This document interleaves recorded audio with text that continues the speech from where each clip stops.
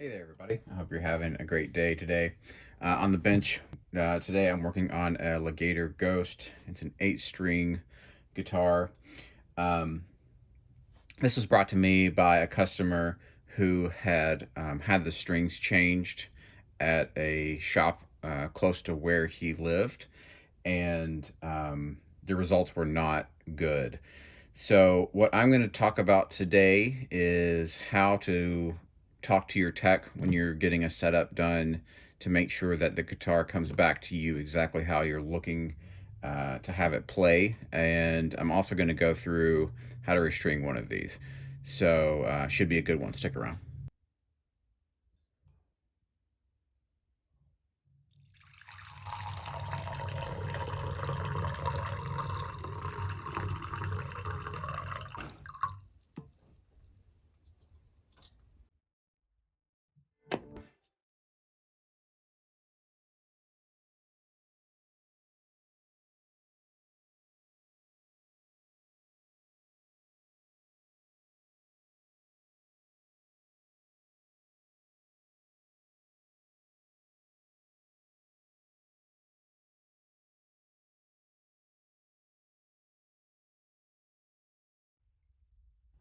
All right, to take the strings off the guitar, it's fairly simple. You'll need the correct size of Allen key for this model. I know other models they have some different things going on, but we'll come down here to the base of the guitar, and you'll use these thumb wheels here to loosen the string as loose as you can get it, and that'll move it in the slot here. At that point, you'll come back up to the headstock, and they have these set screws, these Allen screws right here, which hold the string down. I say this in a lot of my videos. Do not turn these if you don't have the correct size of Allen key. These are already fairly small to begin with, and if you strip them out, I mean, you're just gonna have to replace them, and it's gonna be a nightmare. So if you don't have the right size, don't risk it. I mean, Allen keys are, $5, $10 at, a hardware store. And, just a grub screw like this itself is probably going to cost you $5 plus shipping. So just don't do it. And that's it. So once you've turned this enough that it will release the end of the string, you come back here, pop it out like that, and you're good. All right, so what I wanted to talk about today was how you talk to your guitar tech when you take a guitar in for setup or for work done, um, and it just helps them, give you back something that you're expecting. Now, before I say that, let me say this: the customer who brought this to me did absolutely nothing wrong. I'll give you a little bit of the backstory. So this is an 8-string. It ships with gauges of 9 up to 80, and that's very important. So he took this in to a local store, which is I won't say the name of it, but it's honestly, it's nationally known. It's been around for a long time. It's a staple of the community. They sell a lot of high-end stuff, and they've got a great reputation.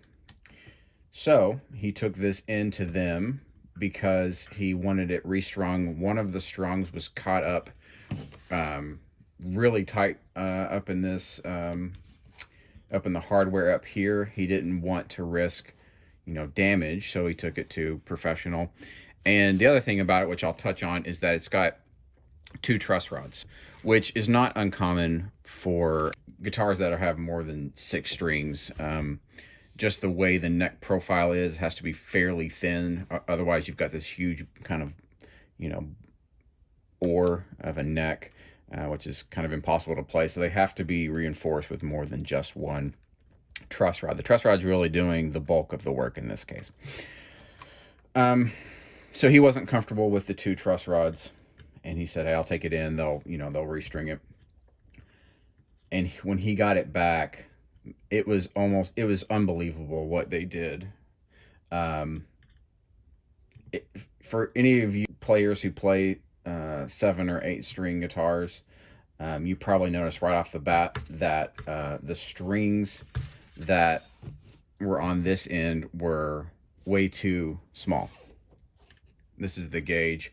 Um, so I think, if memory serves, they put on a 54 gauge, a 54 gauge, a 52, and then I was like, normal 46 to whatever on the end. With this tuning, with this scale, it was just honestly just ridiculous. And he also noted that the guitar was extremely dirty when he got it back, which, it's just unacceptable. But this gave me the idea. How do you talk to your tech about what you want in a guitar setup? So the first thing I will recommend that you say, you bring up with your tech, is the gauge of string you want. Now, again, I will say the person who took this into the shop, and myself personally, if someone brought me a guitar and said I need a restring on this, I would use the same gauge that what they brought in. Going from an 80 gauge out of the factory to a 54 on the bottom end is just unreasonable. It doesn't make any sense whatsoever.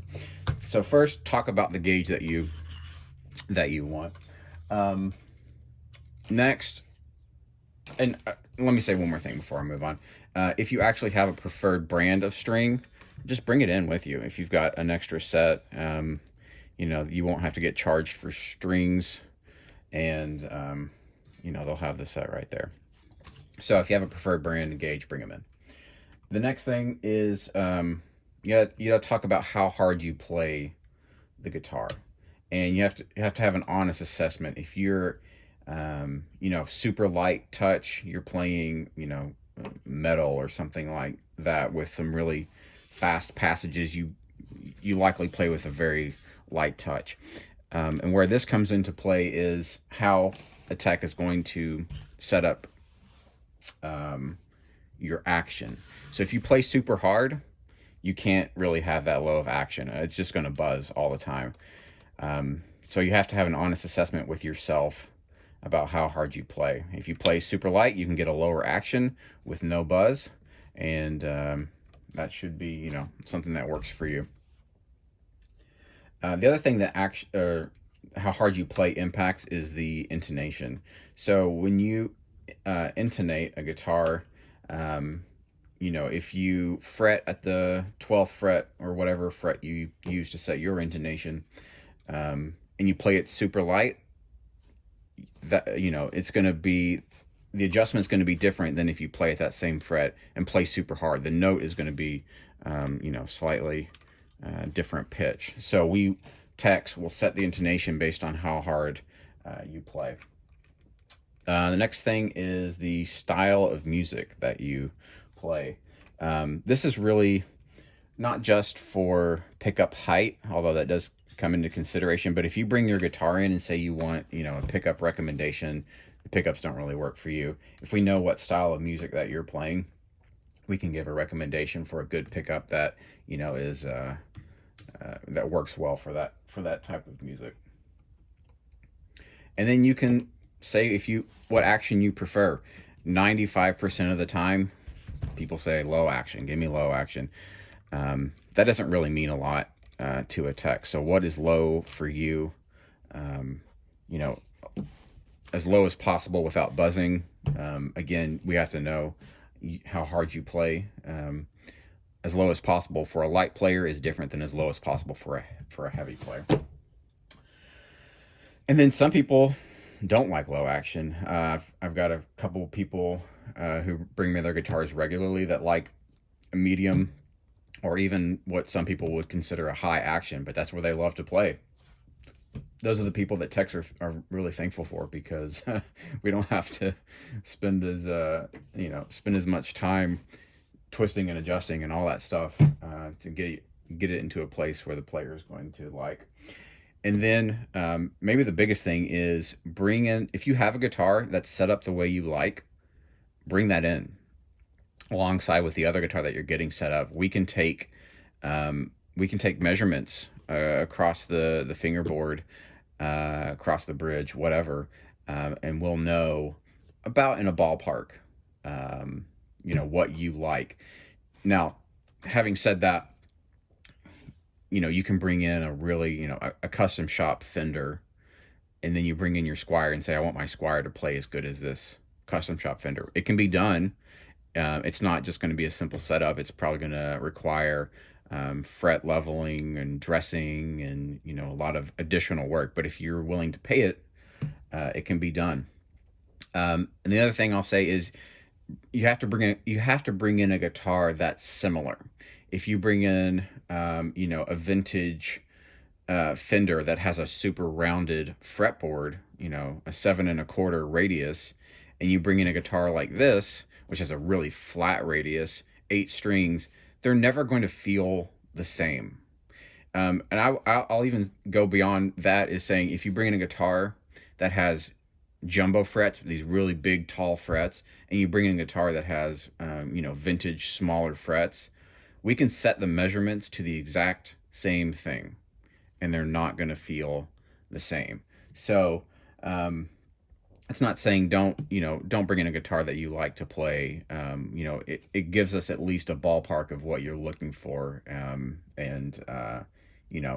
will help us get closer to what you're looking for kind of right out of the gate. I almost forgot to talk about what I am drinking today. So today I have a Sleepy Hollow blend. This is another variety that's like a fall offering or a Halloween type offering. Again, it's Arabica. It's got orange citrus and apple. It's a medium roast. It's pretty good. It's from Barissimo again, which is an Aldi brand. So if you have an Aldi near you, probably at this point in the year, they've stopped that offering, but keep it in mind for next year. It's good. I wanted to note a little red flag that I saw when I was taking the strings off, and I didn't mention it at the time, but you'll see that the nut slot here is very wide. And as I mentioned earlier, this guitar ships with an 80 gauge string right here, and they put on a 54. But the 54 in this slot is just going to float around. So what they actually did was they set it on top of the nut area next to it, which should have been, an indication that to them that they're not making good decisions. But we'll get this strung up with the correct gauge, and then we'll talk a little bit about dual truss rods and how they're not as scary as you think they are. All right, I am getting ready to restring this, and the customer brought me 2 different sets. One is a 10 to 85, which is the one he would prefer, and the other is a 9 to 80, and as I mentioned, that's what it came with stock. So unfortunately, it's an easy decision, and I'm not going to be able to do the one he wants. So this is the 85 gauge, and just to give you a point of reference, here is the 54 that the other place put on versus the 85. I mean, it's just a huge difference. So here's how I know it's not going to work. I fed the string through the headstock, and then as soon as it got to the wrap for the 80 size, it stops. And the bad news is, that would be fine if we could still get pretty close, but on the other end, there's where the string goes. There's just never going to be a way to get that to tension up. I could pull wraps off this string, but I really don't want to do that at this point. So I'm going to put this back. He can use these on maybe a different guitar that he has, and we're going to go with the 9 to 80s. All right, so let's talk about how to restring these. It's not that complicated. So I don't know if you can really see in there because it's pitch black, but there is a spot for the string ball end to hook into there. So you want to slide it into there, and then this is how you tune, is to tighten. So what I recommend is you loosen this enough that you can get the hole for the ball end directly underneath of the saddle. And again, I'm sorry, you can't see it, it's too dark. And then you kind of go from there. So we'll put this ball end into place. It will go down and through, and you'll feel it when it hooks in there. And you just pull it, make sure it's set. Again, make sure that these are loose, which they should be after you've taken off the strings. You'll feed the string underneath it and then pull it through. And you don't want to pull it as tight as you possibly can, although you don't want a lot of string length left, or else you'll not be able to tune it up to pitch. So what I'll say is moderately tight, and then what you'll do is you tighten down the Allen screw here to lock the string into place. Do not over tighten it. And you know, if you feel like you're really muscling down and crunching on this thing, you've gone too far. They don't need that much pressure to hold the string into place, and you risk stripping out the head of this screw. So just tighten it to a point where it feels reasonable, like it's not going to move. And if you want to, you know, pull on the string a little bit, see if it's going to move out of the slot.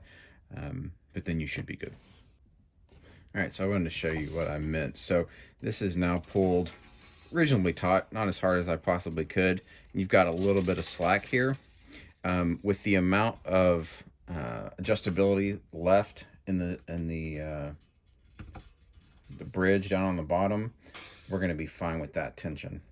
All right, this is now strung up at full tension, and I'm going to talk about the dual truss rod system. So most guitars, 90% I would say, probably or more, have a single truss rod, and they basically all work the same thing.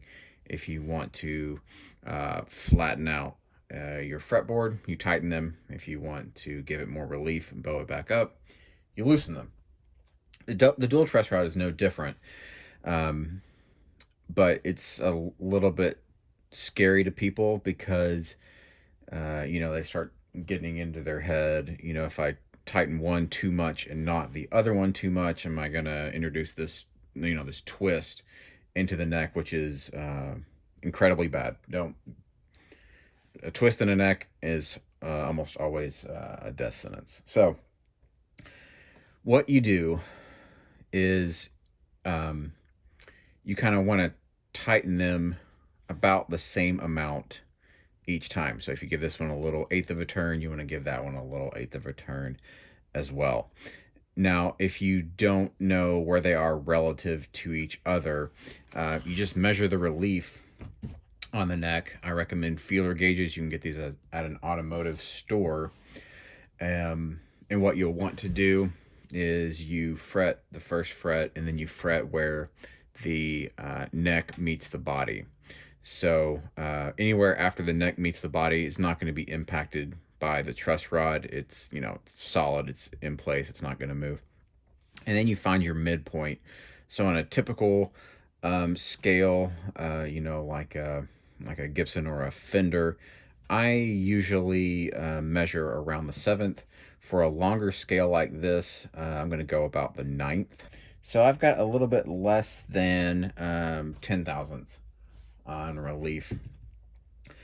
And then you'll just do the same on the other side. Now, they don't have to be the exact same, and they typically aren't for a dual truss rod system. So with your heavier gauge string here, it needs more relief.